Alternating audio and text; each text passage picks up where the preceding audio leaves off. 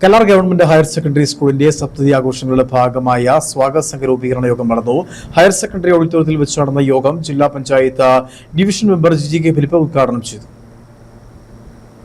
പട്ടം കോളനിയിലെ ആദ്യകാല വിദ്യാലയമായ Kallar government higher secondary school 70ാം വാർഷിക ആഘോഷവേളയിലാണ്.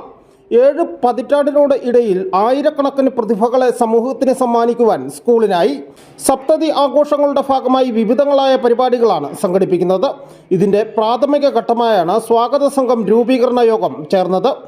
PTA പ്രസിഡന്റ് രമേശ് കൃഷ്ണന്റെ അധ്യക്ഷതയിൽ ചേർന്ന യോഗം ജില്ലാ panchayat division member GK Philip ഉദ്ഘാടനം ചെയ്തു. അത്തരമൊരു യൂണിവേഴ്സിറ്റി നമ്മുടെ നാട്ടിലൊന്നും ഉണ്ടായിരുന്നില്ല.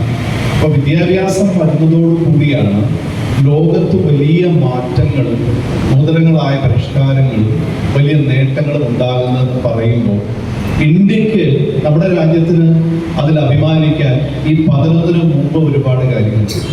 കാരണം ലോകത്തിലെ ആദ്യത്തെ റെസിഡൻഷ്യൽ സർവകലാശാല എന്ന് പറയുന്നത് നളന്ദയാണ്. യോഗത്തിൽ വിവിധ കമ്മിറ്റികളെ തെരഞ്ഞെടുത്തു. ജനപ്രതിനിധികൾ, രാഷ്ട്രീയ, സാമൂഹിക, സാംസ്കാരിക പ്രവർത്തകർ, പൂർവ്വ അധ്യാപകർ, പൂർവ്വ വിദ്യാർത്ഥികൾ തുടങ്ങിയവർ പരിപാടിയിൽ പങ്കെടുത്തു. News bureau, Udumbanchola.